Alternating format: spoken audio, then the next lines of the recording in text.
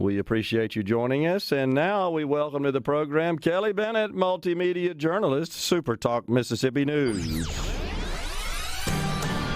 I like the George Thorogood better.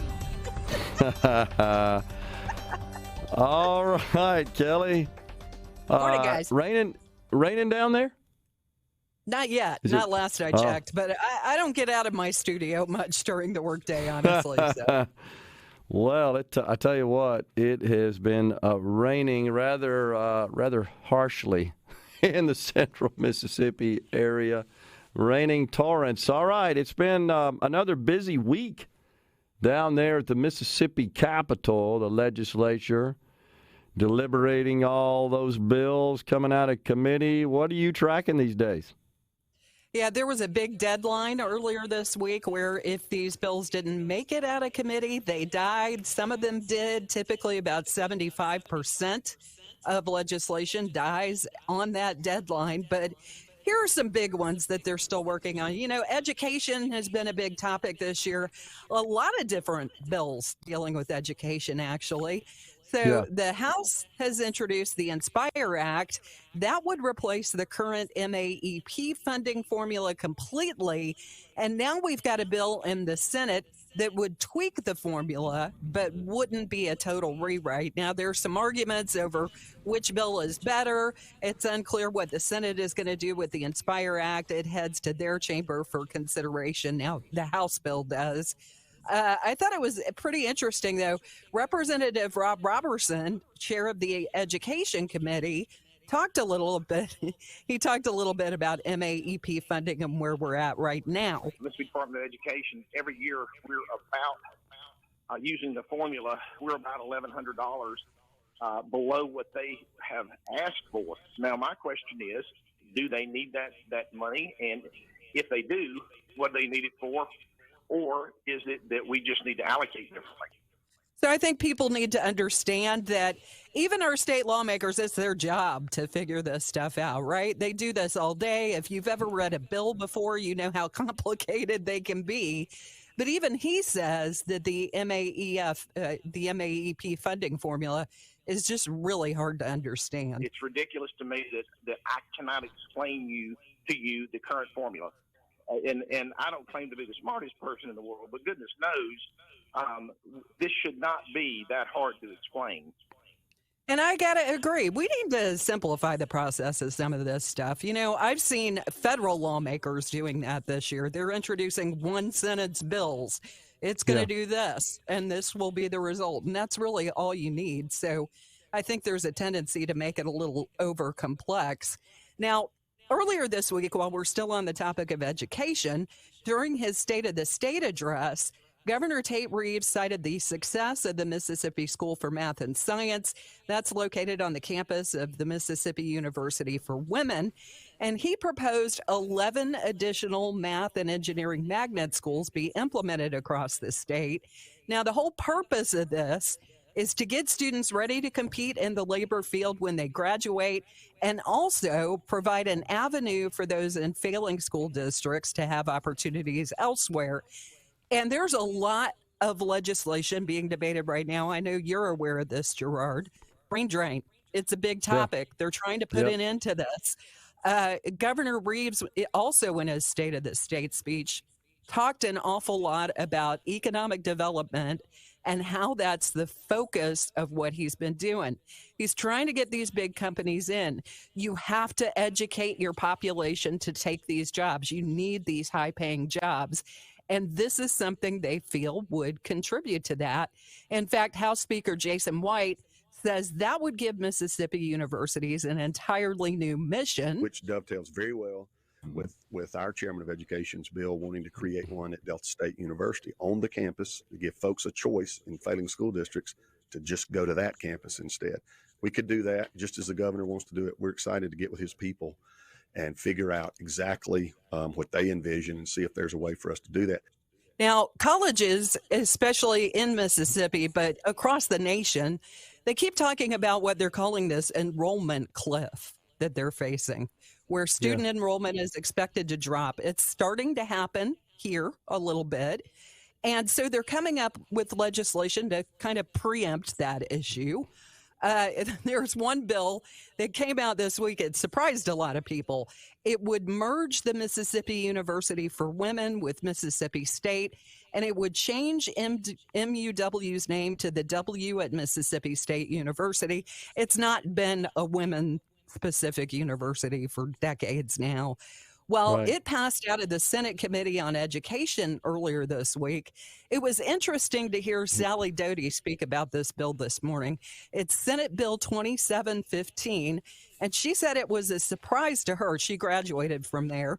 And if you're not familiar with Sally Doty, she now heads the Mississippi Office of Broadband Expansion and Accessibility, or BEAM, and she used to be a state legislator. If this is really an attempt to look at cost savings among our four-year universities, then I think we need to have that discussion, because MUW does an incredible job with the funding that they receive. They're one of the lower funded universities, of course, because it's smaller. It is a smaller regional university. And these regional universities historically are cheaper to run than perhaps a satellite campus of a larger university. She talked about the fact that she understands the need to save money, but she feels like maybe MUW is being targeted. I'm not convinced at all. I've seen no numbers that convince me that the W is where we've got to start on this. And I think the W may be the one that gets the attention so other universities can be looked at, and that is unfair. So a lot of these bills are brought to the floor just so that lawmakers can begin discussions on these kind of hard topics. And she thinks that might be what's happening here. Yeah, makes sense. And of course, we had the bill authored by Senator Polk that would direct the IHL to shut down 3 universities. And that bill essentially was converted to, let's study this thing. Right. It didn't go anywhere, basically. There was another big one on education I'll get into, because I've seen a lot on social media about this today. It would have banned diversity, equity, and inclusion programs on college campuses. That bill was allowed to die on committee deadline day Tuesday. Now, I'm sure everybody's aware there's been a nationwide push from Republican lawmakers to crack down on these DEI initiatives. And State Auditor Shad White wanted to extricate these programs from public universities. He says we're spending a lot of money on these programs that could be better spent on students and scholarships. In fact, I dug up this example from him. When we talked to him last June, he cited some examples of DEI initiatives he believes most Americans would find reprehensible. The federal government had DEI training, and President Trump and his administration found that during his administration, that training was teaching folks that, quote, virtually all white people contribute to racism. So once the Trump administration found that out, they canceled all DEI training for the federal government. Now, since then, of course, it's been brought back. Coca-Cola Corporation had a training where they told employees that they needed to try to be less white. Their words, not my words. So there's a good example of what's going on and why this is important. Yeah. There's just countless examples. Gosh, Rhino and I have shared a number, voluminous amount of such examples in both the public and private sector. It really is just mind-boggling how much that stuff is taking hold. And you've got the state of Florida, of course, which enacted legislation which does not allow monies to be appropriated to universities to be used, public monies to be used to promote this DEI and to fund DEI departments. The University of Florida recently just shut theirs down as a result of that legislation going into effect. So I think it's Senator Angela Hill, right, that had the legislation, if I'm not mistaken, that would. I believe you're right on that one. Yeah. So we'll see. You want to talk about a couple of bills that aren't getting a lot of attention that I came across this week? Sure. We're at a break right now, but hang We're out of around time. until the next, and we can get it in the next segment if you'd like to stay around, and we can discuss. Sounds good. All right, we got Kelly Bennett, multimedia journalist, SuperTalk Mississippi News. We're coming right back in the Element Wealth studio. We're visiting with Kelly Bennett, Multimedia Journalist of SuperTalk Mississippi News. Okay, Kelly, before we went to break, you said you were tracking a couple of bills that we might not know a lot about. Tell us about that. Yeah, there's not a lot in the news these days on a bill that I thought was kind of interesting. It's House Bill 1676. It's called the Intoxicating Hemp Regulation Act. And this one's moving forward in the state legislature. Henry Chrysler, who's the executive director of the Mississippi Medical Marijuana Association, seems to be backing this one. The main crux or the main goal of that bill is to provide some much needed regulation on the intoxicating hemp market here in Mississippi. Yeah. So it's been a pretty prevalent issue for the last few years. If you go into, any convenience store or vape shop, you can find some of these products. They are very similar to cannabis products, except they have no real regulations or stipulations on who can purchase them, where you can source them. They're pretty dangerous. So with this bill, we hope to provide some much needed regulations, sort of pull them off of the shelves of these convenience stores and gas stations and place them into the regulated market of medical cannabis. And the whole point being, the medical marijuana that's available to residents through the program in our state, that's tested. It's well tested. And so we know that residents can use it without any problems. Interesting. Well, yeah, I thought that one was interesting. And I assume that survived? That made it out of committee? That one's going through. And there's another one regarding the Mississippi Department of Wildlife, Fisheries, and Parks.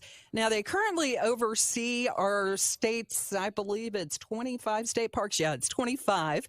There's a bill in the Senate that would remove parks from their list of responsibilities. It would create a standalone agency to handle them.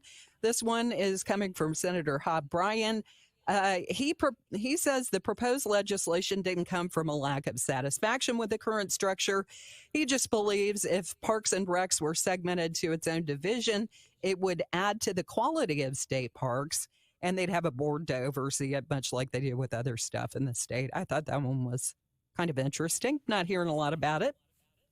Yeah, I actually found out about that directly from the senator a couple of weeks ago when I was asked to come testify on the health care issue. And the senator, of course, it was a joint hearing of public health and Medicaid. The senator, of course, is the chairman of public health in the Senate. Senator Bryan is. We laugh about it a little bit, but when I was going through my lottery board appointment confirmation process, the senator's no fan of the lottery, and he was pretty tough, honestly, during the hearing. And he handed me that bill you just talked about. Literally, he printed it out because he knew he was going to see me that day, and he handed it to me. And he explained to me that it, to some extent, is modeled after the structure of the Mississippi Lottery Corporation. That's what he said, because it would be, as you said, a separate entity, and I think it would be governed and structured, again, more like a private sector organization than a state agency. He would pull that out, as you indicated, and this bill would create that. And so he was happy to tell me that that it was structured in the same way, or in the guise, if you will, of the Mississippi Lottery Corporation. Because I remember distinctly when I was testifying, I guess, or going through the confirmation process, and he asked me about it being structured as a corporation. And he started issuing questions to me about just that legal structure. And I said, well, the lawyers, Senator, call it an instrumentality of the state. That's what they instructed us board members to describe it as. And he said, well, if it's a corporation, where are the stock certificates? Who's got those? and of course, I'm looking around the room at counsel, at third-party counsel, private counsel for the Lottery Corporation. Looked at him. He just kind of shrugged his shoulders like, I don't know how to answer that question. Who's got the stock certificates? Where are they? So you could own stock in the 25 state parks. Right, and I said, well, who owns this corporation? I said, well, the citizens of the state of Mississippi do. So where are the stock certificates? I don't know.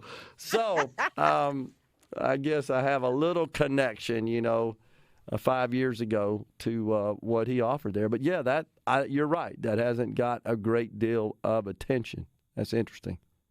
No, and I know, I utilize the state parks. I love some of the state parks. They're really nice. I go to them. And yes. They've got nice facilities. They've been making some improvements. So I'm interested in those kind of changes. How about some good news? It's Friday. Okay. You want to walk away with some good stuff? A high school senior from Starkville earned high praise from the judges on American Idol on Sunday night. I'll sing your praise for all my days. I found He changed, Lord, make your ways my ways. I'll sing your praise. 17-year-old Jennifer Jeffries. She performed one of her originals. She wrote this. She writes songs and performs them. Anyway, the judges all agreed that she should get a spot in the next round, and they handed her over a golden ticket. And if you want to keep up with her journey on American Idol, Season 22 returns Sunday, March 17th. So that's coming soon. Yeah. That's pretty impressive. Yeah, there was another good one. Yeah. Southern Living Online magazine ranked a couple of Mississippis among the South's best cities on the rise in 2024. Hattiesburg came in 19th on a list of 25, and Gulfport came in at number 12. If you're curious, Wilmington, North Carolina took the number 1 spot on the list. That was pretty cool stuff. Yeah. Well, a lot of good stuff. So you have any thoughts about what of any of these rather high-profile legislative measures, where they're going? You thought about that? You hearing anything? I know, by the way, our news director, J.T. Mitchell, published a really good piece this morning contrasting the Senate and House's education funding formulas. I'm just not sure we're going to get any consensus out of that. I'm not optimistic that we're going to get anything that's going to really amend the formula too dramatically, or replace it as the House bill calls for with a completely new formula.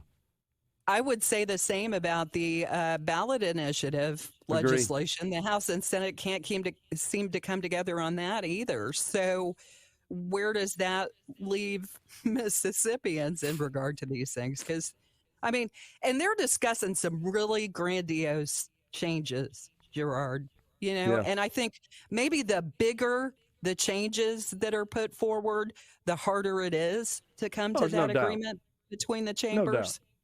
Yeah, so, the education formula and, of course, education funding accounts for slightly more than half of total general fund spending.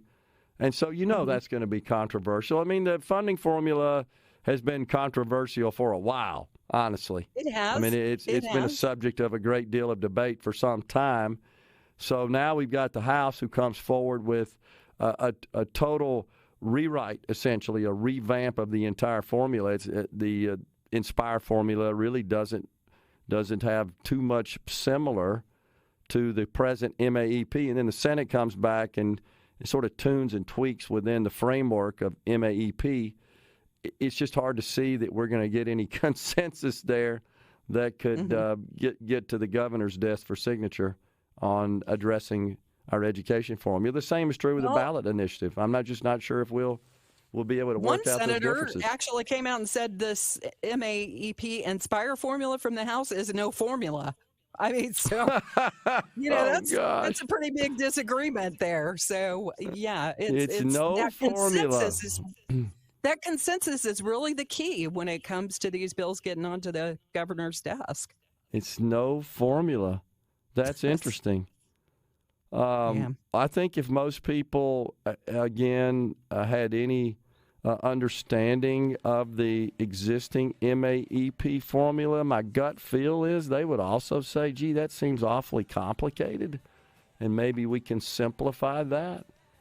Well, where do all the lottery proceeds go? Do they end up getting included in that formula? I mean, there's money being spent on education that's not being accounted for.